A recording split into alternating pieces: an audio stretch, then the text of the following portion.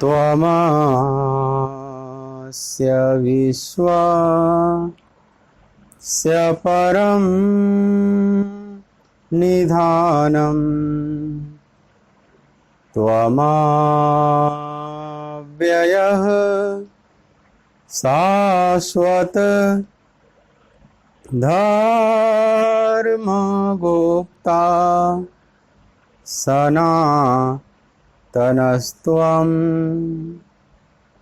पुरुषो मतो मे। वायुर्यमोऽग्निः वरुणः शशाङ्कः प्रजापतिस्त्वं प्रपितामहश्च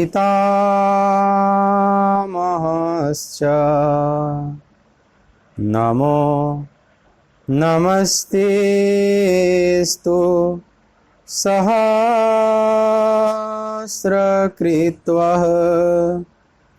पुनश्च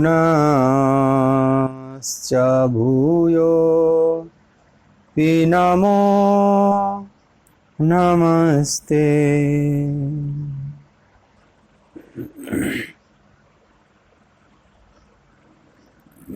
बोलिए भक्तवत्सल भगवान की जय। कृष्ण गोविंद गोविंद हे गोपाल नंदलाल। कृष्ण गोविंद गोविंद हे गोपाल नंदलाल। कृष्ण गोविंद गोविंद हे गोपाल नंदलाल। कृष्ण गोविंद गोविंद हे गोपाल नंदलाल। हे गोपाल नंदलाल हे गोपाल नंदलाल। गोपाल नंदलाल हे गोपाल नंदलाल। हे गोपाल नंदलाल हे गोपाल नंदलाल। गोपाल नंदलाल हे गोपाल नंदलाल। कृष्ण गोविंद गोविंद हे गोपाल नंदलाल। कृष्ण गोविंद गोविंद हे गोपाल नंदलाल। कृष्ण गोविंद गोविंद हे गोपाल नंदलाल। कृष्ण गोविंद गोविंद हे गोपाल नंदलाल। कृष्ण गोविंद गोविंद हे गोपाल नंदलाल। कृष्ण गोविंद गोविंद हे गोपाल नंदलाल। बोलिए भक्तवत्सल भगवान की जय। श्रीमद् भगवद गीता ज्ञान यज्ञ के इस मांगलिक सत्संग सत्र में मेरी तरफ से, आराधना कुंज की तरफ से, वृंदावन धाम की तरफ से आप सभी प्रभु चरणानुरागी भगवत कथा रस रसिक भक्त वृंदों का हार्दिक स्वागत है।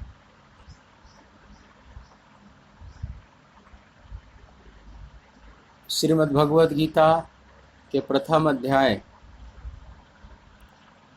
में हम प्रवेश किए हैं, जहाँ पर दोनों सेनाएं आमने सामने तनी हुई है कुरुक्षेत्र में, और दोनों तरफ से युद्ध के बिगुल बज गए, शंखनाद हो गया। अब युद्ध प्रारंभ होने वाला है। ठीक इस क्रांतिक क्षण पर अर्जुन के मन में कुछ भाव उठने लगा और अर्जुन भगवान से कुछ कहना प्रारंभ करते हैं। इसी दृश्य का वर्णन संजय कर रहे हैं कि वह कुंती पुत्र अर्जुन कहता है कि हे अच्युत, मेरे रथ को दोनों सेनाओं के मध्य में ले चलकर खड़ा कीजिए और तब तक खड़ा रखिए जब तक मैं ठीक से युद्ध के अभिलाषी इन विपक्षी योद्धाओं को भली प्रकार देख न लूं कि इस युद्ध रूपी व्यापार में उस दुर्बुद्धि दुर्योधन का हित चाहने वाले कौन कौन से राजा आए हुए हैं। जब तक मैं भली प्रकार देख न लूं तब तक आप मेरे रथ को दोनों सेनाओं के मध्य में खड़ा रखिए। इसके बाद संजय कहते हैं, 24वें श्लोक को आप देखें। संजय उवाच एवमुक्तो ऋषिकेशो गुडाकेशेन भारत सेनयोरुभयोर्मध्ये स्थापयित्वा रथोत्तमम्। संजय कहते हैं, हे धृतराष्ट्र, हे राजन, हे भारत, अर्जुन द्वारा इस प्रकार कहे हुए महाराज श्री कृष्णचंद्र ने दोनों सेनाओं के बीच में भीष्म और द्रोणाचार्य के सामने तथा संपूर्ण राजाओं के सामने उत्तम रथ को खड़ा करके इस प्रकार कहा कि हे पार्थ, युद्ध के लिए जुटे हुए इन कौरवों को देख। संजय कहते हैं कि जब अर्जुन ने ऐसा ऋषिकेश भगवान से कहा कि मेरे रथ को दोनों सेनाओं के मध्य में खड़ा कीजिए, तो भगवान कृष्ण ने आदेश का पालन किया। चूंकि वे सारथी हैं, उन्होंने कोई प्रश्न नहीं उठाया अर्जुन के सामने, सीधा उस रथ को लेकर दोनों सेनाओं के मध्य में स्थापित कर दिया। सेनयोर उभयोर मध्य स्थापयित्वा रथोत्तमम्, उस उत्तम रथ को, यहाँ भी रथ को उत्तम बताया गया, रथोत्तमम्, उस उत्तम रथ को दोनों सेनाओं के मध्य में ऋषिकेश ने खड़ा कर दिया। देखिए यहाँ जो भारत शब्द प्रयोग किया गया है 24वें श्लोक के ऊपर में देखें, लास्ट में, एवं मुक्तो ऋषिकेशो गुडाकेशे न भारत। यह जो भारत शब्द प्रयोग किया गया है ये धृतराष्ट्र के लिए संजय द्वारा, क्योंकि भरतवंशी धृतराष्ट्र भी हैं, जो भी भरतवंश में हैं वे सारे भारत कहलाएंगे। और अर्जुन को भी भगवान कृष्ण जगह जगह भारत शब्द प्रयोग करेंगे। यदा यदा हि धर्मस्य ग्लानिर्भवति भारत। हे भरतवंश में जन्म लिए हुए अर्जुन मतलब भारत, और संजय यहाँ प्रयोग कर रहे हैं धृतराष्ट्र के लिए भी। और संजय कहते हैं कि भगवान ऋषिकेश ने गुडाकेश मतलब अर्जुन के प्रति, अर्जुन के उस रथ को, उस उत्तम रथ को दोनों सेनाओं के मध्य में ले जाकर खड़ा कर दिया।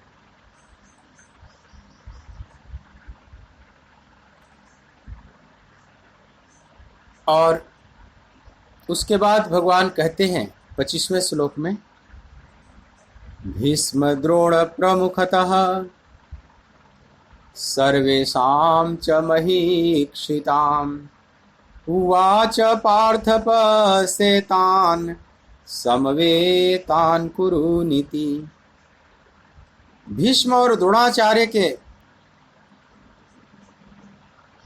सामने उस रथ को खड़ा करके और भगवान कृष्ण ने कहा, हे पार्थ, युद्ध के लिए जुटे हुए इन कौरवों को तू देख। यहां दो तीन बातों को ध्यान दें। भगवान ने उस रथ को दोनों सेनाओं के मध्य में ले जाकर खड़ा कर दिया और विशेष रूप से कहा कि भीष्म द्रोण प्रमुखतः सर्वेषां च महीक्षिताम्। रथ कहाँ खड़ा किया? ठीक भीष्म और द्रोण के सामने, और बहुत से बड़े बड़े जो महारथी थे उनके अगल बगल, वहां रथ ले जाकर खड़ा किया भगवान ने,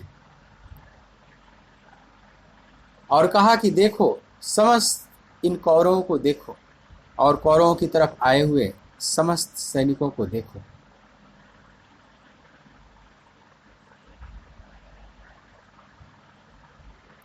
अब भगवान ने ऐसा क्यों कहा कि तुम समस्त कौरवों को देखो, और भीष्म द्रोण से सुसज्जित, जिसमें भीष्म और द्रोण प्रमुख रूप से हैं। भीष्म पितामह और द्रोणाचार्य का नाम लिया यहाँ भगवान कृष्ण ने। उसका कारण है, उसका कारण है कि भगवान ने अर्जुन के भीतर झांक कर देख लिया कि अर्जुन के भीतर पारिवारिक मोह उत्पन्न हो गया है। अर्जुन कहते हैं ना कि दोनों सेनाओं के मध्य में मेरे रथ को खड़ा कीजिए, मैं देखना चाहता हूं कि दुर्बुद्धि दुर्योधन के पक्ष में कौन कौन से युद्ध करने के लिए आए हुए हैं। परंतु सच्चाई कुछ और थी। अगर बात इतनी थी कि दुर्योधन के पक्ष में कौन कौन से आए हुए हैं, तो वो तो सामने दिखाई पड़ रहे हैं सब। इसके लिए रथ को अलग से बीच में खड़ा करने की कोई जरूरत नहीं। और अर्जुन के पक्ष में जो योद्धा आए हुए हैं, वे सब अर्जुन को पता है। अपने पक्ष में कौन कौन है सब अर्जुन को पता है, और दुर्योधन के पक्ष में कौन कौन लोग हैं यह भी सब पता है, और अर्जुन को सब दिखाई पड़ रहे हैं। लेकिन फिर भी अर्जुन कहते हैं कि मेरे रथ को दोनों सेनाओं के मध्य में खड़ा कीजिए।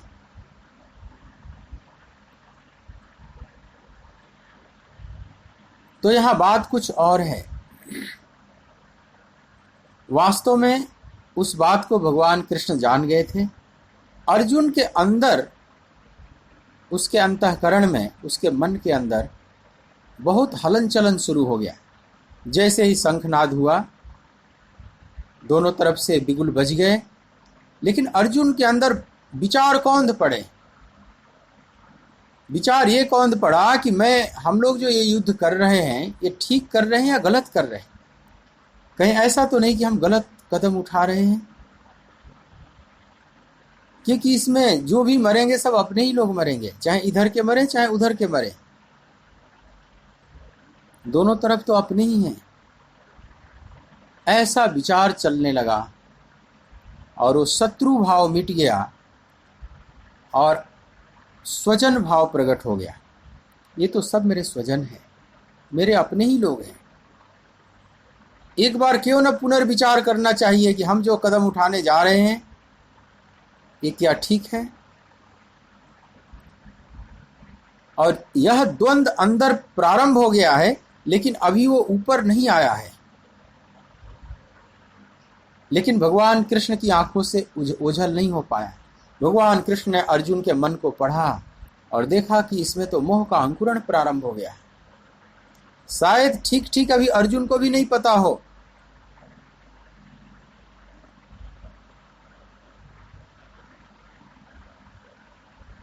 कई बार हमारे भीतर कोई विकार उत्पन्न होता है, विकार का अंकुरण होता है, और उसको हम नहीं समझ पाते, बाद में समझ पाते। प्रारंभ में पता नहीं चलता कि ये विकार है, क्योंकि अभी बहुत गहरे अतल मन में वह अंकुरित हो रहा है। जैसे किसान खेत में बीज डालता है, मान लीजिए चने की बुआई कर दिया खेत में, तो एकदम से अगले ही दिन चना ऊपर दिखाई नहीं पड़ने लगता, उसमें कई दिन प्रक्रिया लग जाती है। लगभग 10 दिन तक जो क्रिया होगी वो अंदर ही होगी, जमीन के अंदर। पहले चना पानी खींचकर फूलेगा, फिर उसका खोल टूटेगा, उसमें से एक अंकुरण निकलेगा जो नीचे की तरफ जाएगा भूमि में, जो उसकी जड़ें बनेगी। फिर दूसरा अंकुरण एक निकलता है, वो ऊपर की तरफ आएगा। लेकिन अभी अंकुरण निकल आया है, फिर भी किसान को दिखाई नहीं पड़ रहा है बाहर से। बाहर से आप देखेंगे तो खेत केवल वैसे दिखाई पड़ेगा, सूखा, उसमें कोई हरियाली नहीं, एक भी चना नहीं दिखाई पड़ रहा है, कोई पत्ते नहीं दिखाई पड़ रहे हैं, अंकुरण भी नहीं दिखाई पड़ रहा है, क्योंकि वो जो घटनाएं घट रही हैं वो सब भूमि के अंदर घट रही है। लेकिन वही 10-15 दिन के बाद बाहर अंकुरण आ जाता है, पत्ते आ जाते हैं, बाहर दिखाई पड़ने लगते हैं। लेकिन वह जो 10-15 दिन का समय है, वह किसान सब जानता है कि इसके भीतर प्रक्रिया चल रही है, भूमि के भीतर वो प्रक्रिया चल रही है, बाहर से भले ही नहीं दिखाई पड़ रहा है। उसी प्रकार से भगवान समझ लो किसान की तरह है, अर्जुन भूमि की तरह है। अर्जुन के मन रूपी भूमि में कौन सा बीज अंकुरित हो रहा है, कृष्ण रूपी किसान से वो छुपा हुआ नहीं है। भगवान ने सब देख लिया। तो अब जब देख लिया कि ये तो विकार उत्पन्न हो ही गया है इसमें, अब तो इस विकार को शांत कराना पड़ेगा। मोह उत्पन्न हो गया है, पारिवारिक मोह अर्जुन में उत्पन्न हो गया है, और इस मोह को काटना पड़ेगा, समाप्त करना पड़ेगा, तभी अर्जुन स्वस्थ हो पाएंगे। तो अब जो भगवान कृष्ण का मोह को समाप्त करने का जो तरीका है, उसका मानसिक इलाज करने का जो तरीका है, वह यहाँ देखने जैसा है। भगवान उस मोह को अब दबा नहीं रहे हैं, अब उसको उभार रहे हैं, क्योंकि कृष्ण जानते हैं कि इस मोह को दबाना बड़ा खतरनाक होगा। दबा देंगे तो फिर कभी ना कभी निकलेगा, और भयंकर होकर निकलेगा। इसलिए यह बीमारी जड़ से खत्म हो जानी चाहिए। कहते हैं कि जैसे होम्योपैथिक दवा दी जाती है, तो उसमें कुछ शुरू में कुछ ऐसी प्रक्रिया है कि बीमारी और बढ़ जाती है, और फिर उसको जड़ से वो समाप्त कर देता है। तो अच्छा डॉक्टर जो जड़ से बीमारी को समाप्त करना चाहता है, पहले बीमारी को बढ़ाएगा, बाहर आने देगा पूरा उभर कर, और फिर उसको जड़ से काट देगा। तो भगवान कृष्ण अब अर्जुन के इस मोह को और बढ़ाएंगे, जो शायद अर्जुन को भी नहीं पता, क्योंकि अर्जुन भाषा में तो कह रहे हैं, ये नहीं कह रहे हैं कि हमारे में मोह उत्पन्न हुआ है, वो तो कह रहे हैं कि दुर्बुद्धि दुर्योधन के पक्ष में कौन कौन से आए हुए हैं साथ देने के लिए। मैं एक बार ठीक ठीक देखना चाहता हूँ हे गोविंद। लेकिन सच्चाई ये नहीं थी, सच्चाई देखने वाली बात नहीं थी। अंदर का आंदोलन उठता चला आ रहा है अर्जुन के बाहर। तो भगवान अब उसको उभार रहे हैं। उभारने के लिए सीधा भीष्म पितामह और द्रोणाचार्य के सामने रथ को लाकर खड़ा कर देते हैं, क्योंकि द्रोणाचार्य और भीष्म के प्रति अर्जुन का बहुत लगाव है। उनसे मैं कैसे युद्ध करूं, इन्हें कैसे मारूं, ये तो सब अपने लोग हैं, ये तो स्वजन लोग हैं, पूज्य जन हैं, इन्हें कैसे मारें। और उन्हीं के सामने रथ को लाकर खड़ा किया कि लो, जिससे तुम बीमार पड़ रहे हो, अब और बीमारी को आने दो, और बीमारी को भभक कर बाहर आने दो। तो स्पेशल रथ को भीष्म द्रोण प्रमुखता, भीष्म और द्रोण जैसे महारथियों के सामने ले जाकर रथ को खड़ा कर दिया।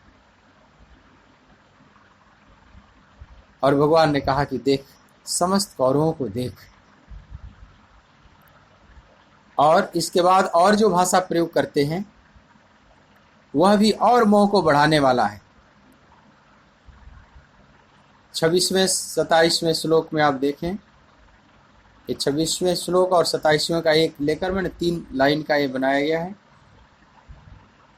तत्रापश्यत स्थितान् पार्थः पितृनथ पितामहान् आचार्यान् मातुलान् भ्रातॄन् पुत्रान् पौत्रान् सखींस्तथा।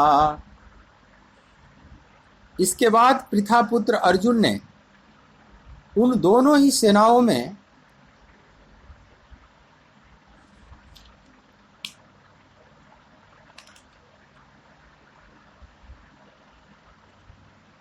स्थित ताऊ चाचों को, दादों परदादों को, गुरुओं को, मामाओं को, भाइयों को, पुत्रों को, पौत्रों को तथा मित्रों को, ससुरों को और सुहृदों को भी देखा।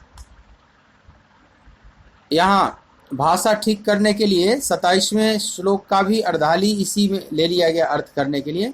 स्वसुरान सुहृदश्चैव सेनयोर उभयोर्मध्यरपि, दोनों सेनाओं में उपस्थित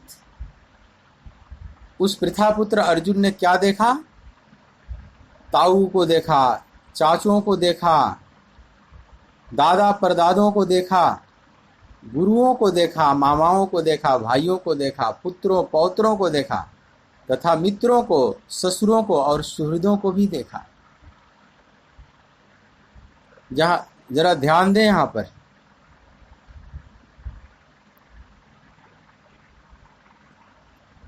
अर्जुन ने जो देखा ये सब अपने सगे संबंधी लोग हैं। ताऊ, चाचा, दादा, परदादा, गुरु, मामा, भाई, पुत्र, पौत्र, मित्र, ससुर, सुहृद, ये सारे अपने लोग हैं। ये सब सगे संबंधी हैं करीब करीब। ये सब बड़े हित चाहने वाले हैं, ब्लड रिलेशन भी है इन लोगों से। इसमें कुछ हित चाहने वाले हैं, कुछ हित नहीं चाहने वाले हैं, लेकिन वो भी अपने ही खून हैं, अपने सब परिवार के लोग हैं। और भगवान और थोड़ा उसमें हवा देते चले जा रहे हैं कि तान समीक्ष्य स कौन्तेयः सर्वान् बंधून् अवस्थितान् कृपया पर्याविष्टो विसिदन्मिदम् अब्रवीत्। 27वें श्लोक की अर्धाली और 28वें का अर्धाली लेकर जो बनाया गया है यहाँ, तान समीक्ष्य स कौन्तेयः सर्वान् बन्धून् अवस्थितान् कृपया पर्याविष्टो विसिदन्मिदम् अब्रवीत्। उन उपस्थित संपूर्ण बंधुओं को देखकर वे कुंती पुत्र अर्जुन अत्यंत करुणा से युक्त होकर शोक करते हुए यह वचन बोले।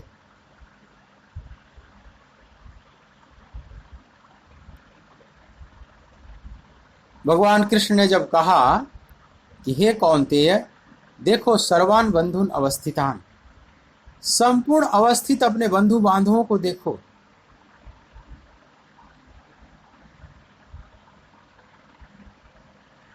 ऐसा क्यों कहा? भगवान कृष्ण ने ये क्यों नहीं कहा कि तुम शत्रुओं को देखो?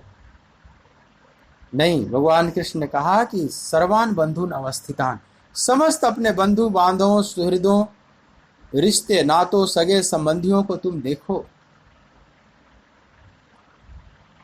भगवान इसलिए ऐसा बोल रहे हैं कि अर्जुन के अंदर जो मोह अंकुरित हो रहा है वो और बाहर निकल कर आवे, और स्पष्टता से बाहर निकल कर आवे, अर्जुन को भी पता चलने लगे उसका प्रभाव। इसीलिए कृष्ण ने रथ को भीष्म पितामह और द्रोणाचार्य के सामने ले जाकर खड़ा किया और फिर कहते हैं कि समस्त बंधु बांधवों को देखो, ताऊ चाचों को देखो, दादा परदादा, गुरु, मामा, भाई, पुत्र, पौत्र, ससुर, मित्र, सुहृद, सबको देखो। अब जब भगवान ने ऐसे शब्दों का प्रयोग किया तो अर्जुन का मोह और खिलकर आ गया बाहर। अब सूक्ष्म शरीर को तोड़ता हुआ स्थूल शरीर पर वह आ जाता है और अर्जुन देखते हैं। अर्जुन उवाच, 28वें श्लोक का अर्धाली और 29वें श्लोक। अर्जुन कहते हैं, दृष्ट्वेवं स्वजनम कृष्ण युयुत्सुम समुपस्थितम सीदन्ति मम गात्राणि मुखं च परिशुष्यति वेपथुश्च शरीरे में रोमहर्षश्च जायते। अर्जुन बोले, हे कृष्ण, युद्ध क्षेत्र में डटे हुए युद्ध के अभिलाषी इस स्वजन समुदाय को देखकर मेरे अंग शिथिल हुए जा रहे हैं और मुख सूखा जा रहा है तथा मेरे शरीर में कंप एवं रोमांच हो रहा है। जब भगवान कृष्ण ने कहा कि देखो, समस्त उपस्थित अपने बंधु बांधवों को देखो,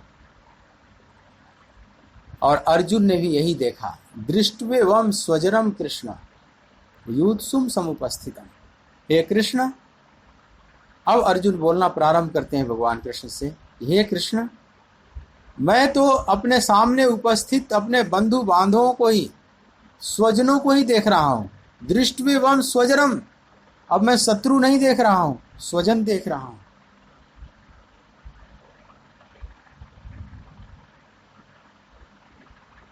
और इतना कहते ही अर्जुन मोह से व्याप्त हो जाते हैं। और मोह इतना शरीर पर आकर व्याप्त हो गया, सूक्ष्म शरीर में उठा हुआ यह विकार स्थूल शरीर को भी अब अपने चपेट में ले लिया। इसका प्रभाव अब स्थूल शरीर पर भी पड़ने लगा। उसका प्रत्यक्ष उदाहरण आप देख सकते हैं। मतलब अर्जुन अपना स्वयं वर्णन कर रहे हैं। अर्जुन के भीतर जो स्थिति बन रही है, मतलब उनके शरीर पर जो लक्षण प्रकट हो रहे हैं, उससे पता चल रहा है कि अर्जुन पर कितना प्रभाव पड़ रहा है। मानसिक बीमारी अब शरीर की बीमारी भी बन गई। सीदंती मम गात्राणि मुखम च परिशुष्यति, मेरा शरीर शिथिल हो रहा है और मेरा मुख सूख रहा है, विशेष रूप से सूख रहा है। वेपथुश्च शरीरे में, और शरीर में कंप हो रहा है, मेरा शरीर अब कांप रहा है। और रोमहर्षश्च जायते, और रुंगटे खड़े हो गए हैं, जैसे रोमांच हो गया, रुंगटे एकदम खड़े हो जाते हैं ना। कभी आदमी विशेष मानसिक परेशानी में आ जाता है तो उसके रुंगटे भय से या विस्मय से तो उसके रुंगटे खड़े हो जाते हैं। तो रोमहर्षश्च जायते, मतलब रोमांच हो गया, रोम रोम एकदम खड़े हो गए, कांप गए। और क्या प्रभाव पड़ा? तो 30वें श्लोक में देखिए, गांडीवम स्रंसते हस्तात् त्वक्षैव परिदह्यते न च शक्नोम्यवस्थातुं भ्रमतीव च मे मनः। तथा हाथ से मेरा गांडीव धनुष गिर रहा है और त्वचा भी बहुत जल रही है, तथा मेरा मन भ्रमित सा हो रहा है, इसलिए मैं खड़ा होने में भी समर्थ नहीं हूं। अर्जुन जो अपनी मानसिक स्थिति का वर्णन कर रहे हैं, जरा उस पर आप ध्यान से विचार करें। मानसिक स्थिति इतनी बिगड़ गई, जब स्वजन भाव आ गया, शत्रु भाव समाप्त हो गया कौरव सेना को देखकर, तो मानसिक स्थिति इतनी बिगड़ी कि शरीर शिथिल होने लगा, मुख सूखने लगा, शरीर कांपने लगा, रोमांच होने लगा। और गांडीवम स्रंसते हस्तात्, गांडीव जो धनुष का नाम है, अर्जुन का जो श्रेष्ठतम धनुष है, ये दुनिया का बहुत कीमती धनुष है। अर्जुन का धनुष आज कहते हैं कि उस धनुष को पकड़ने की भी क्षमता मेरे हाथों में नहीं है। गांडीवम स्रंसते हस्तात्, मेरे हाथ से यह धनुष सरक रहा है, छूट रहा है। अपने गांडीव धनुष पर इतना नाज था अर्जुन को कि अर्जुन ने प्रतिज्ञा ली थी कि अगर मेरे धनुष की भी कोई निंदा कर दे तो मैं उसे दंडित करूंगा। मेरे धनुष की कोई निंदा कर दे तो मैं उसे दंडित करूंगा। आज स्वयं अर्जुन की यह दशा हो गई कि उस धनुष को संभालने पकड़ने की भी क्षमता हाथ में नहीं है। गांडीवम स्रंसते हस्तात्, मेरे हाथ से मेरा धनुष सरक रहा है, छूट रहा है।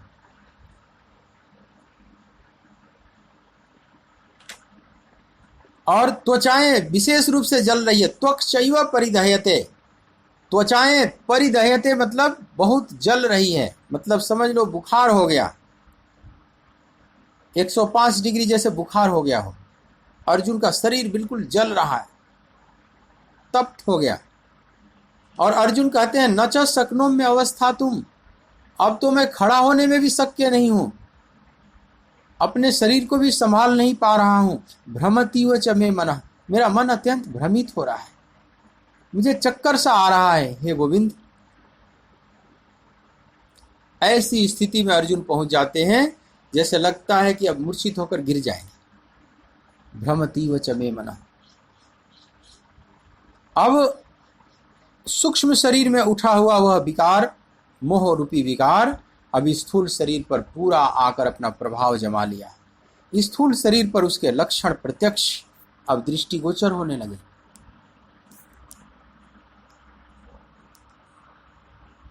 अर्जुन के लक्षण से ही पता चल रहा है, अर्जुन अपना स्वयं वर्णन कर रहे हैं कि मेरी स्थिति क्या हो गई है। जरा आप सोचें, यह जो महावीर योद्धा है अर्जुन, जीवन में अनेक उतार चढ़ाव को इन्होंने देखा है, लेकिन ऐसी स्थिति कभी अर्जुन की नहीं आई है कि मुख सूख रहा हो, खड़ा होने में भी शक्य नहीं हो, मन भ्रमित हो रहा हो, त्वचाएं जल रही हो, रोमांच हो रहा हो, कंप हो रहा हो, शिथिल हो रहा हो शरीर। यह जो वर्णन अर्जुन अपने आप कर रहे हैं अपने, अर्जुन ने जीवन में बड़े उतार चढ़ाव देखा है, लेकिन इस स्थिति में कभी नहीं आए। इतना डिप्रेशन, इतना विषाद जीवन में कभी नहीं हुआ जो अभी हुआ है। अर्जुन के जीवन को आप देखेंगे, बचपन से ही अनेक समस्याओं का सामना कर रहे हैं। कौरवों का उत्पात, लाक्षागृह के अग्निकांड में मार डालने का वह प्रयास किया गया, फिर भी अर्जुन इस अवस्था में नहीं आए। द्रौपदी के साथ जो हुआ उस दूत क्रीड़ागृह में, अर्जुन वहां बहुत विचलित हुए हैं, इसमें कोई संशय नहीं। लेकिन अभी जैसा लक्षण वर्णन कर रहे हैं ऐसा उस समय भी नहीं हुआ था।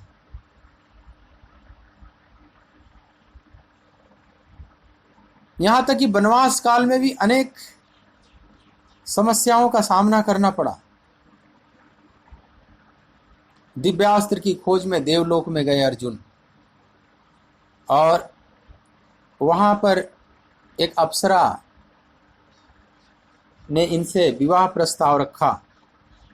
अर्जुन ने मना कर दिया, वह मां के रूप में देखते हैं, और उस अप्सरा ने श्राप दे दिया, नपुंसक होने का श्राप दे दिया।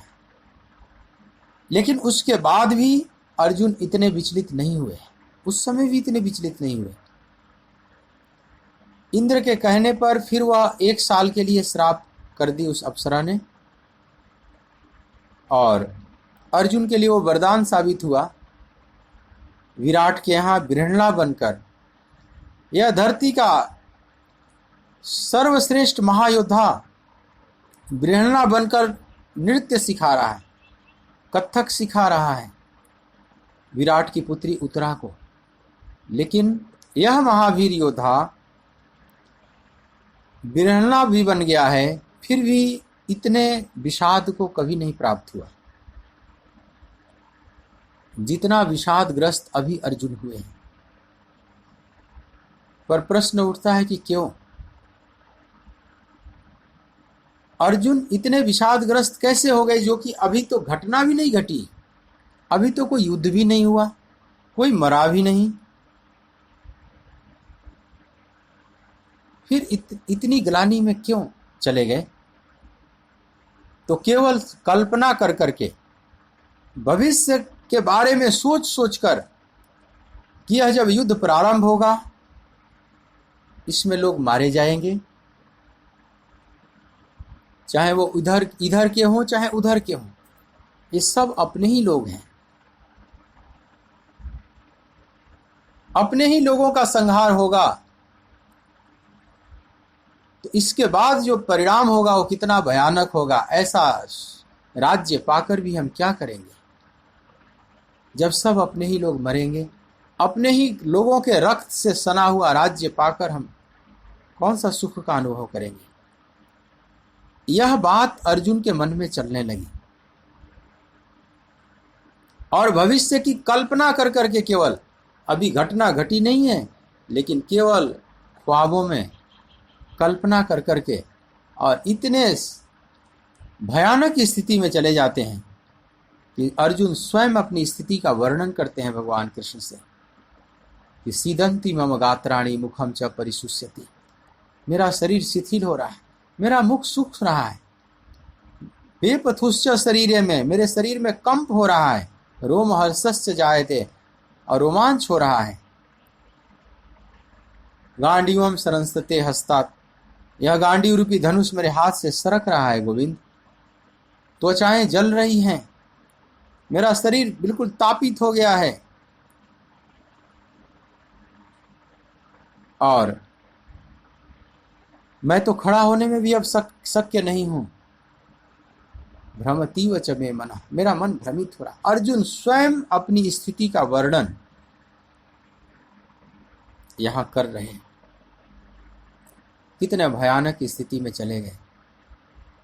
यह गुडाकेशेन, जो वहां पर संजय ने शब्द प्रयोग किया ना 24वें श्लोक में कि एवं मुक्तो ऋषिकेशो गुडाकेशेन भारत, हे महाराज धृतराष्ट्र, ऋषिकेश भगवान ने उस गुडाकेश के प्रति ये कहा। अर्जुन का एक नाम है गुडाकेश। अब यहां पर जो महर्षि व्यास ने शब्द प्रयोग किया है गुडाकेश, वह भी जानबूझकर प्रयोग किया है। अर्जुन को गुडाकेश क्यों कहते हैं? अर्जुन निद्राजयी है, निद्रा पर विजय प्राप्त कर लिए थे, वो जितने दिन चाहते न बिना सोए रह सकते हैं, जो नींद को जीत लिया है, इसलिए इनका एक नाम है गुडाकेश। गुडा का मतलब होता है निद्रा, ईश माने स्वामी, गुडा का धन ईश मतलब गुडाकेश, जो निद्रा के स्वामी हैं, जो निद्राजयी हैं। अर्जुन एक अच्छे विद्यार्थी रहे द्रोणाचार्य के गुरुकुल के, और जो अच्छे विद्यार्थी होते हैं, अच्छे क्या सर्वश्रेष्ठ विद्यार्थी थे, द्रोणाचार्य के गुरुकुल के सर्वश्रेष्ठ विद्यार्थी हैं अर्जुन। और सर्वश्रेष्ठ विद्यार्थी का लक्षण बताया गया है,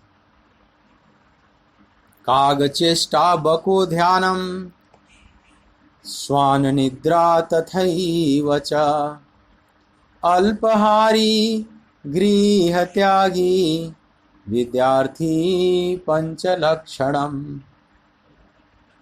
5 लक्षण अच्छे विद्यार्थी के बताए गए हैं। काग चेष्टा बको ध्यान, कौवे की तरह चेष्टा हो, कौवे की तरह हमेशा सचेत रहे अपने पढ़ाई के प्रति, या जो उसने लक्ष्य बना रखा है उस लक्ष्य के प्रति। कौवा बहुत सतर्क रहता है, कौवा आलसी की तरह कभी नहीं रहता, इसलिए कौवे को पकड़ना बड़ा कठिन है। यद्यपि कौवे में एक ही आंख होती है, एक ही आंख कभी दाएं कभी बाएं घूमते रहता है, लेकिन एक आंख का कौवा ही इतना सचेत रहता है कि 2 आंख वाले भी शायद कई बार लापरवाही से रहते हैं, कई बार खतरे को नहीं देख पाते, लेकिन एक आंख से ही कौवा सब देख लेता है। कौवे में एक ही नेत्र होता है। ऐसा ही जो विद्यार्थी होता है उसके पास भी एक ही नेत्र होता है, बस एक ही चीज को देख पाता है और कुछ नहीं देखता। अर्जुन को जब द्रोणाचार्य ने कहा कि इस वृक्ष पर पक्षी लटकी हुई है, उसकी आंख को भेदना है, और जब सबको संधान करने के लिए कहा तो सबसे पूछा कि क्या दिखाई पड़ रहा है। किसी ने बोला कि पेड़ दिखाई पड़ रहा है, उस पर एक पक्षी दिखाई पड़ रही है, उसकी आंख दिखाई पड़ रही है। किसी ने कहा कि मुझे पक्षी दिखाई पड़ रही है और उसकी आंख दिखाई पड़ रही है, वृक्ष नहीं दिखाई पड़ रहा। अर्जुन से जब अंत में पूछा द्रोणाचार्य ने कि पुत्र अर्जुन तुझे क्या दिखाई पड़ रहा है, तो अर्जुन ने कहा कि गुरुदेव मुझे सिर्फ आंख दिखाई पड़ रही है। बोले तुझे पक्षी भी नहीं दिखाई पड़ रही? बोले कि नहीं गुरुदेव, सिर्फ अब आंख दिखाई पड़ रही है और आप आदेश दें मैं उसका भेदन करूं। द्रोणाचार्य बहुत प्रसन्न हुए। ऐसा जो एकाग्रचित है अपने लक्ष्य के प्रति, वह श्रेष्ठ धनुर्धर तो बनेगा ही। तो अर्जुन बड़े नंबर 1 के विद्यार्थी हैं अपने गुरुकुल के। काग चेष्टा मतलब हमेशा सचेत रहते हैं। और बको ध्यानम, जब लक्ष्य पर ध्यान करते हैं तो बगुले की तरह, जैसे बगुला झील के किनारे खड़ा हो जाता है तो मछली पकड़ना होगा तो बिल्कुल स्थिर हो जाएगा, ऐसा लगेगा जैसे मछली धोखा खा जाती है। ऐसा लगेगा कि ये तो कोई जड़ पदार्थ है और उसको उस समय धोखा खा जाती है और इतना एकाग्र हो जाता है, इतना बिल्कुल हिलेगा नहीं। तो बको ध्यान, ऐसा ही जब लक्ष्य पर जब दृष्टि जमा लेता है विद्यार्थी, अच्छा विद्यार्थी, तो फिर अब इधर उधर वो नहीं देखता, बिल्कुल उसी में खो जाएगा। तो काग चेष्टा बको ध्यानम स्वान निद्रा तथैव च, और उसकी निद्रा स्वान की तरह अर्थात कुत्ते से तुलना की गई। स्वान माने कुत्ता। कुत्ते की नींद बहुत कच्ची होती है, कुछ भी आवाज आएगी, कहीं से कोई आहट मिलेगी तुरंत जग जाता है, जैसे वो सोते हुए भी नहीं सो रहा है।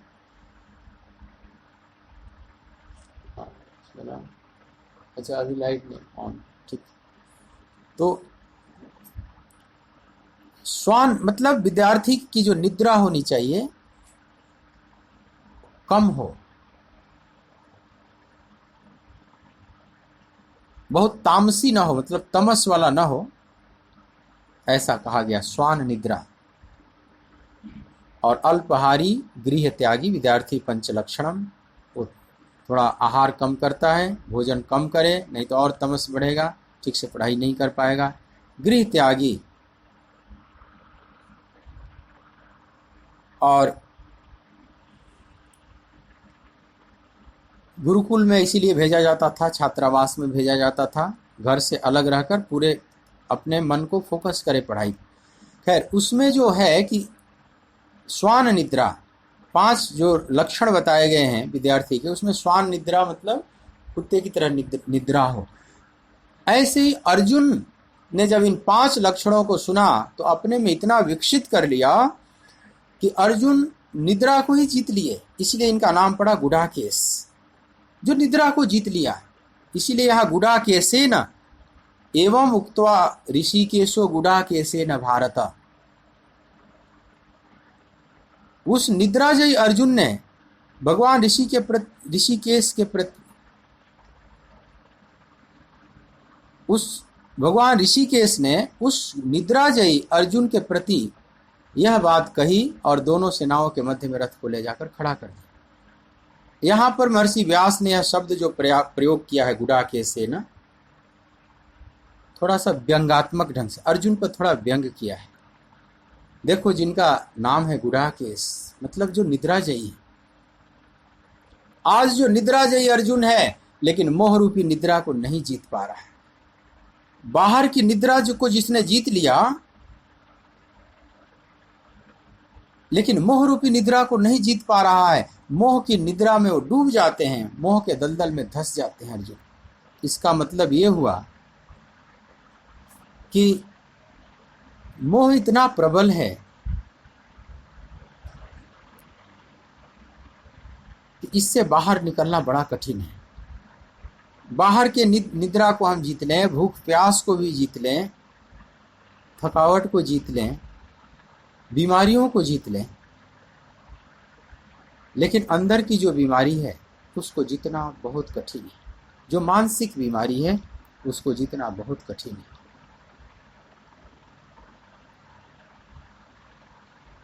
और मोह बहुत बड़ी बीमारी है। महर्षि व्यास कह रहे हैं कि देखो, मोह रूपी बीमारी को नहीं जीत पा रहा ये गुडाकेश, जो कि निद्रा को जीत लिया और मोह निद्रा को नहीं जीत पा रहा है। मोह को रात्रि और निद्रा बताया गया ना।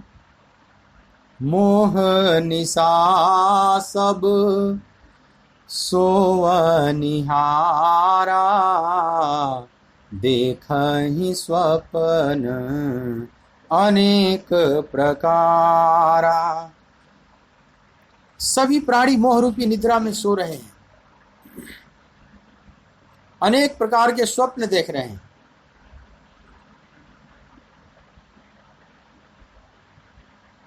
तो मोह को रात्रि, मोह को निद्रा, ये सब अनेक प्रकार के उपमाएं दी गई हैं।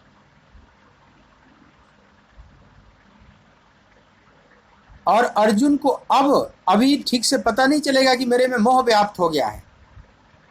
अर्जुन की जो स्थिति बनी, अर्जुन को ऐसा लगेगा कि मेरे में करुणा उत्पन्न हो गया है। अपने ही लोगों से युद्ध करना भला कहाँ उचित है। तो अर्जुन को ऐसा लग रहा है कि जैसे मैं अहिंसक हो गया हूं, मैं बहुत समझदार हो गया हूं और मेरे अंदर मानवता के प्रति और अपने स्वजन संबंधियों के प्रति करुणा उत्पन्न हो गया है।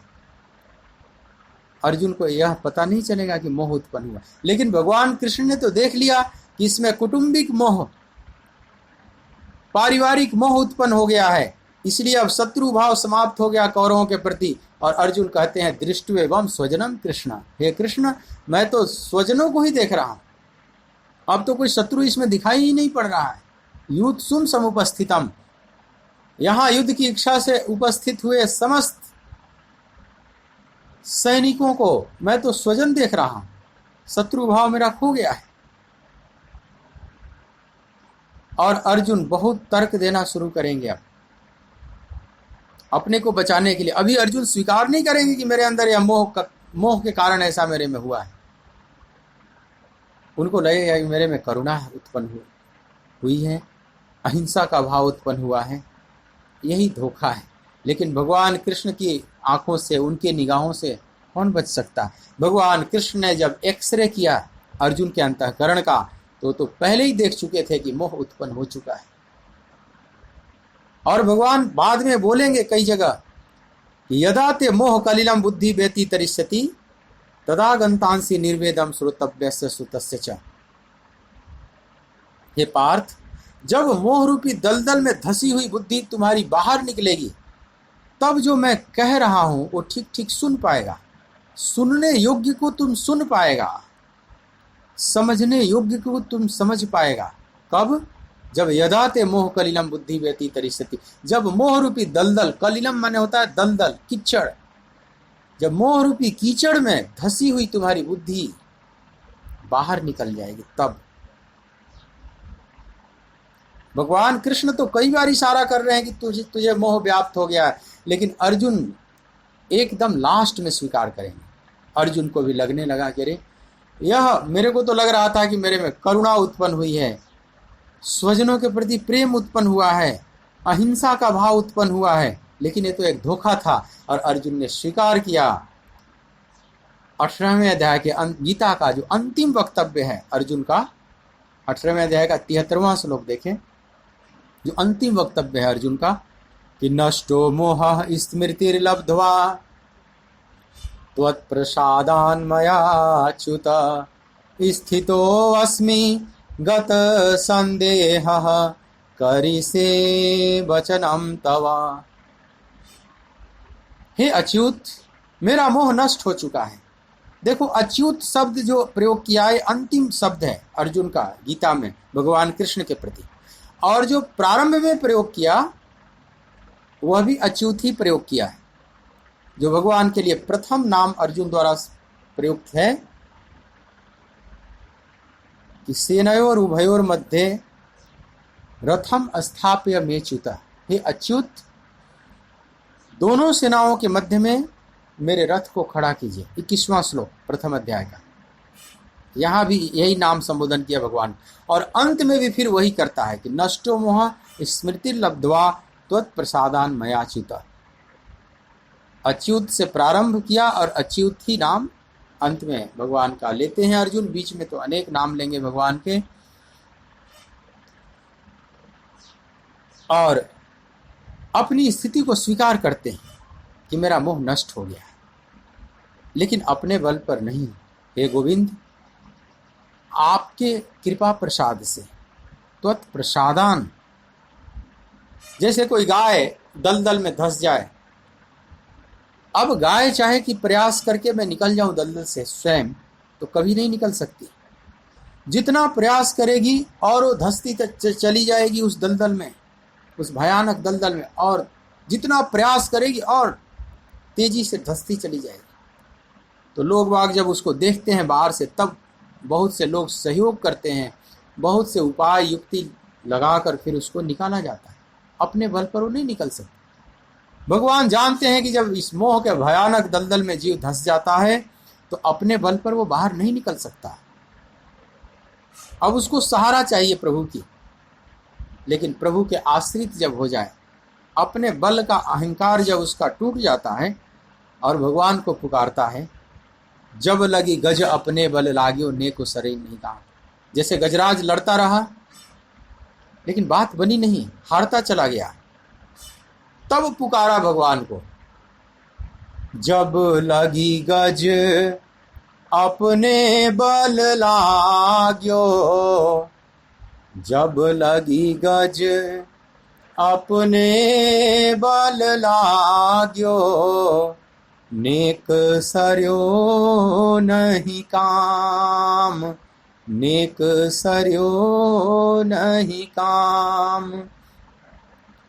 निर्बल है बल राम पुकार्यो, निर्बल है बल राम पुकार्यो, आए आधे नाम सुनेरी मैंने, निर्बल के बलराम, सुनेरी मैंने निर्बल के बलराम।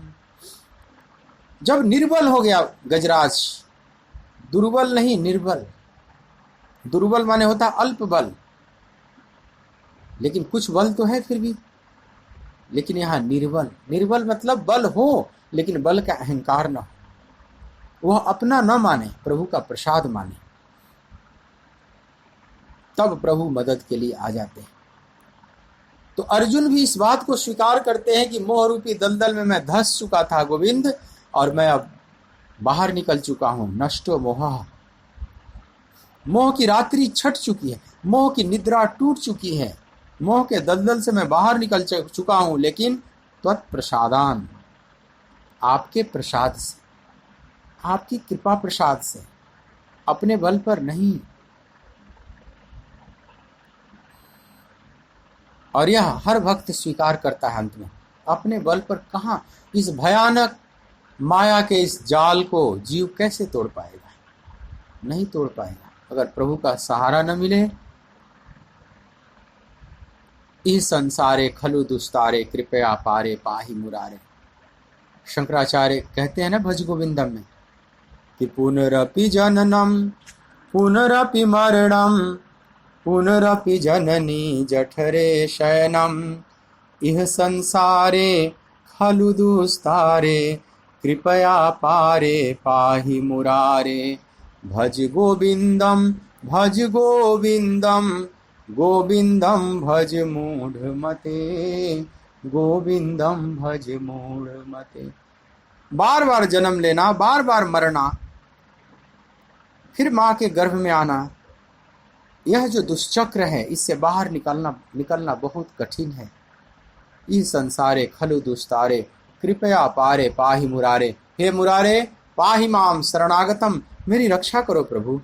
आप ही चाहो तो सहारा देकर मुझे बाहर निकाल सकते हो, अपने बल पर तो मैं नहीं निकल सकता। और अर्जुन भी बड़ी विनम्रता से यह बात स्वीकार करते हैं कि आपके कृपा प्रसाद से। लेकिन यह तो अंत की अंतिम बात हुई, यह तो अर्जुन का अंतिम वक्तव्य है। लेकिन प्रारंभ में जहाँ पर वार्ता अभी चल रही है, यहाँ पर अर्जुन को नहीं पता चल रहा है कि यह मेरे अंदर मोह उत्पन्न हुआ है। अर्जुन को लग रहा है कि मेरे में अहिंसा का भाव जगा हुआ है, मेरे में करुणा का भाव जगा हुआ है, मेरे में सुंदर विवेक जागृत हो गया है कि इस महाविनाश में बाकी लोग नहीं सोच पा रहे हैं कि हम क्यों खड़े हैं अपने ही लोगों से लड़ने के लिए, लेकिन मैं तो सोच रहा हूं। और देखो अर्जुन का सोचना एकदम से गलत भी नहीं है। एक अर्थ में आप देखेंगे इस युद्ध पर, आप ठीक से दृष्टिपात करें महाभारत के युद्ध पर, तो लगेगा कि अर्जुन जैसा जो सूक्ष्म विचारशील व्यक्ति होगा एक बार जरूर सोचने पर मजबूर हो जाएगा। जरा इस महाभारत युद्ध में खड़ी दोनों तरफ खड़ी सेनाओं पर आप दृष्टिपात करें। इसमें शत्रु और मित्र का ठीक ठीक बंटवारा करना बड़ा कठिन है। किसी भी विचारशील व्यक्ति के लिए परेशानी खड़ी हो सकती है। अर्जुन के सामने खड़ी हुई तो आश्चर्य नहीं, ठीक ही खड़ी हुई। अब जरा देखो, अर्जुन के सामने कौरवों के सेनापति भीष्म पितामह खड़े हैं, और भीष्म और अर्जुन में शत्रुता नहीं है, बड़ा प्रेम है। भीष्म बहुत स्नेह करते हैं अर्जुन से, अर्जुन बहुत आदर देते हैं भीष्म पितामह को, और दोनों को युद्ध करना है। अब बताओ, जिसे प्रेम हो, जिसके बीच आदर और स्नेह का संबंध हो, और फिर युद्ध भी करना है, एक दूसरे को मारना भी है, कितना कठिन काम है। शत्रु भाव कैसे जगाया जाए? द्रोणाचार्य हैं, वे पूज्य हैं, गुरुदेव हैं, और बहुत लाड़ करते थे।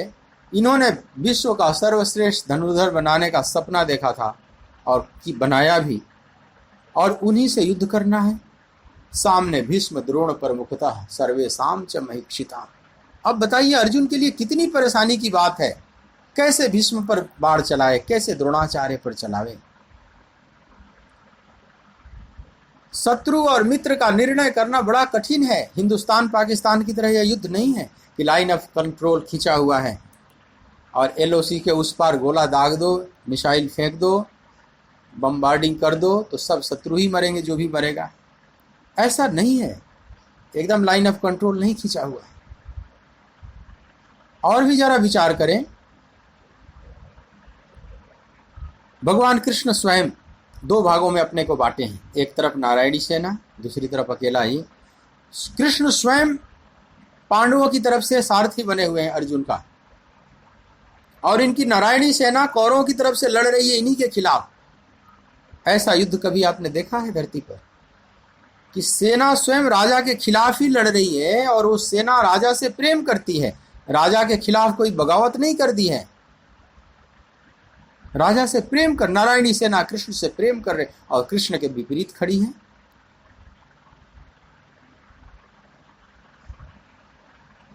कर्ण के सारथी हैं शल्य, जो नकुल और सहदेव के मामा हैं, माद्री के भाई थे। कर्ण को भी एक कुशल सारथी चाहिए था। शल्य बड़े अच्छे सारथी थे, और ये पहले जाकर कर्ण ने मांग लिया धोखे से। शल्य जानते थे मेरे साथ धोखा हुआ है, लेकिन कुछ ऐसे उस समय के आदर्शवादी लोग थे, वचनबद्ध हो गए, और कर्ण का रथ संभाल रहे हैं। इनके भांजे विपरीत दिशा में खड़े हैं, और भांजा और मामा में बहुत प्रेम है, कोई कंस मामा की तरह वो नहीं है, बहुत प्रेम करते हैं शल्य अपने भांजों से, नकुल सहदेव से। और नकुल सहदेव उधर हैं और ये इधर हैं। अब बताओ, इस तरह से कई इसमें स्थितियां ऐसी बनती है। विकर्ण है, दुर्योधन का एक भाई विकर्ण बहुत अच्छे थे। विकर्ण जानते थे कि ये सब गलत हैं, मेरे भ्राताश्री ने गलत काम किया है, फिर भी अब लड़ना पड़ रहा है। तो इस युद्ध में कुछ भी साफ साफ नहीं दिखाई पड़ रहा है। कोई इधर खड़ा है, कोई उधर खड़ा है, आपस में प्रेम भी कर रहे हैं और युद्ध भी करना है। तो अर्जुन जैसे सूक्ष्म विचारक अगर एक बार सोचने के लिए मजबूर हो जाता है तो इसमें क्या गलत है। और साधारण रूप से अर्जुन नहीं सोच रहे हैं, असाधारण रूप से इतने गहराई में यह बात सोचने लगे कि इसमें जो भी मरेंगे सब अपने ही लोग होंगे, कि वह अचेतन मन में इतना कंपन उत्पन्न हुआ कि वह बाहर के शरीर को आकर ढक लिया और उस शरीर पर लक्षण प्रकट होने लगा, कंप होने लगा, रोमांच होने लगा, त्वचाएं जलने लगी, मुख सूखने लगा, मन भ्रमित होने लगा, खड़ा होने में भी शक्य नहीं है, गांडीव हाथ से सरकने लगा, गांडीवम स्रंसते हस्तात् न च सपनों में अवस्था तुम भ्रमती वच मे मना। मैं तो अब खड़ा होने में भी शक्य नहीं हूं गोविंद, मेरा मन भ्रमित हो रहा है। मतलब अब चक्कर आ रहा है, जैसे अर्जुन तुरंत कौमा में चले जाएंगे। एकदम समझ लो कौमा में जाने की स्थिति में अर्जुन आ गए हैं। यह महावीर, देखो ये शरीर, सूक्ष्म शरीर और स्थूल शरीर दोनों जुड़ा हुआ है। मन को कहते हैं सूक्ष्म शरीर, मन बुद्धि चित्त अहंकार जो भी अंतःकरण है, ये सब सूक्ष्म शरीर। और यह स्थूल शरीर है, पांच भौतिक शरीर, पंच महाभूतों से जो बना हुआ है। तो ये दोनों अलग अलग बिल्कुल नहीं है। समझ लो सूक्ष्म शरीर का ही स्थूलतम अभिव्यक्ति है स्थूल शरीर, अथवा दूसरी तरफ से आप कह सकते हैं कि स्थूल शरीर का ही सूक्ष्मतम अभिव्यक्ति सूक्ष्म शरीर अर्थात मन है। मन और ये पंच महाभूतों से बना हुआ पांच भौतिक शरीर ये जुड़े हुए हैं, इसलिए एक प्रभावित होगा तो दूसरा प्रभावित होगा। अगर मन रुग्ण हो जाएगा तो शरीर भी रुग्ण होगा। बीमार अगर मन से बहुत कोई दुखी रहे, उदास रहे, विषादग्रस्त रहे, डिप्रेस्ड रहे हमेशा, तो अब शरीर में भी अनेक बीमारियां उसके घर कर लेंगे। और अगर अथवा दूसरी तरफ से भी अगर शरीर अस्वस्थ रहे, स्थूल शरीर अगर बीमार रहे व्यक्ति का, तो मन भी अब ज्यादा स्वस्थ नहीं रह सकता, मन भी अस्वस्थ होना शुरू हो जाता है। तो दोनों जुड़े हुए, एक प्रभावित होगा तो दूसरा प्रभावित होगा।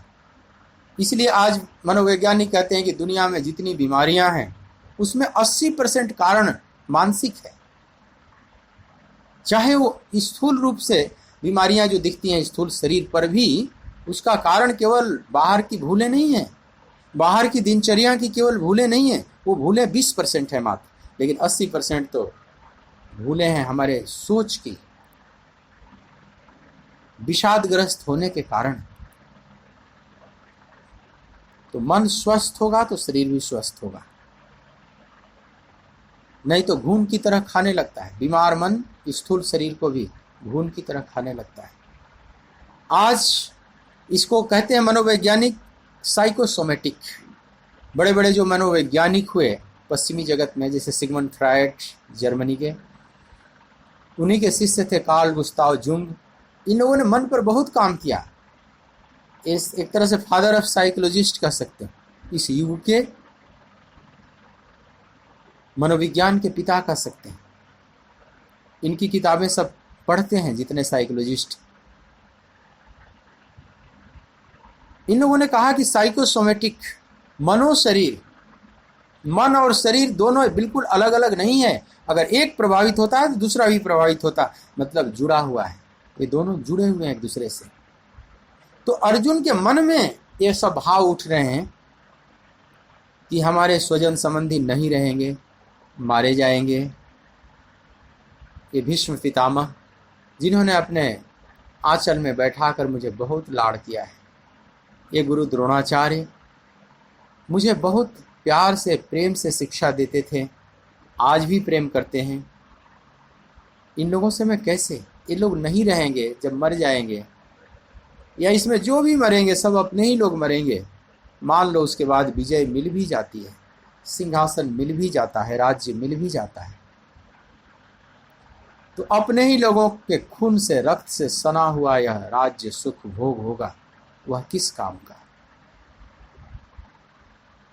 केवल इतनी बातें सोच सोचकर और भविष्य की कल्पना करके अर्जुन बहुत ग्लानि में चले जाते हैं, विषाद में चले जाते हैं। इसलिए प्रथम अध्याय को विषाद योग कहा जाएगा।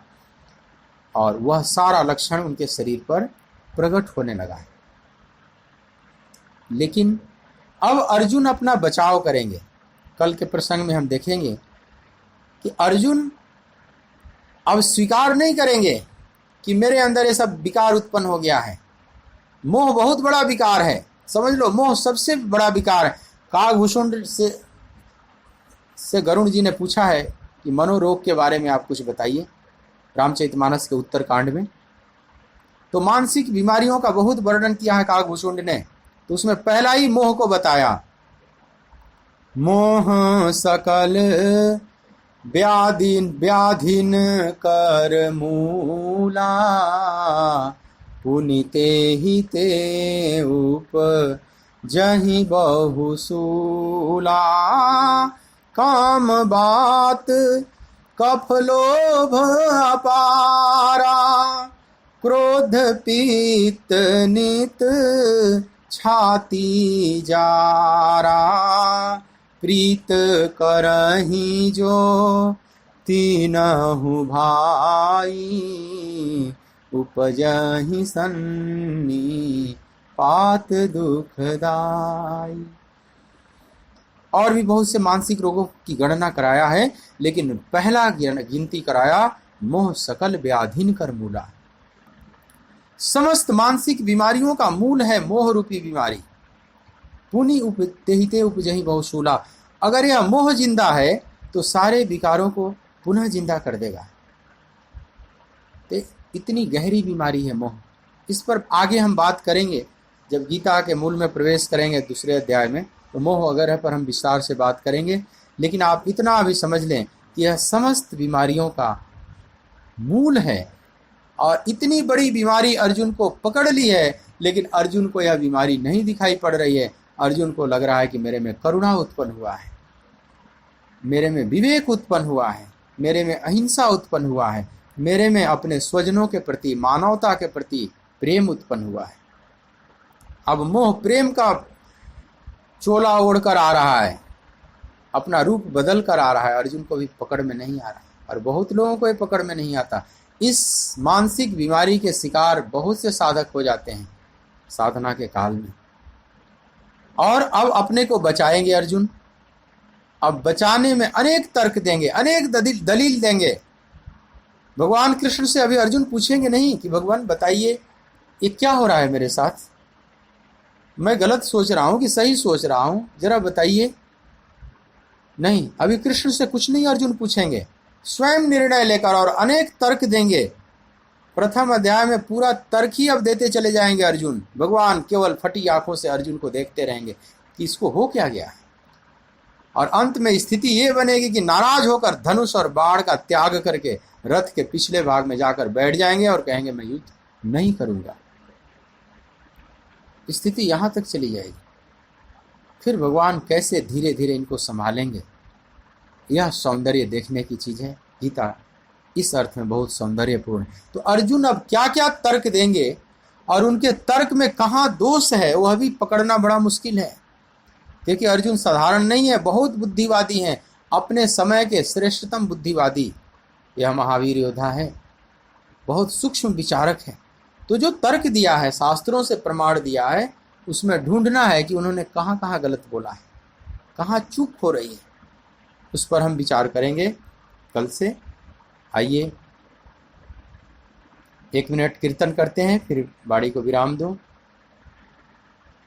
गोविंद बोलो हरि गोपाल बोलो, गोविंद बोलो हरि गोपाल बोलो, राधा रमण हरि गोपाल बोलो, गोविंद बोलो हरि गोपाल बोलो, गोविंद बोलो बोलो गोपाल बोलो, राधारमण हरि गोपाल बोलो, राधारमण हरि गोपाल बोलो, राधारमण हरि गोपाल बोलो। बोलिए भक्तवत्सल भगवान की जय, सच्चिदानंद भगवान की जय।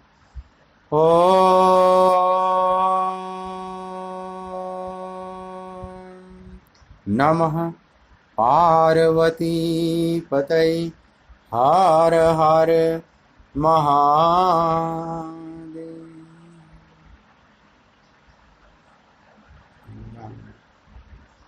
मंगलमस्तु मंगलम। जय श्री कृष्ण, जय श्री कृष्ण, जय श्री कृष्ण, जय श्री कृष्ण। मंगलमस्तु मंगलम, मंगलमस्तु मंगलम, मंगलमस्तु।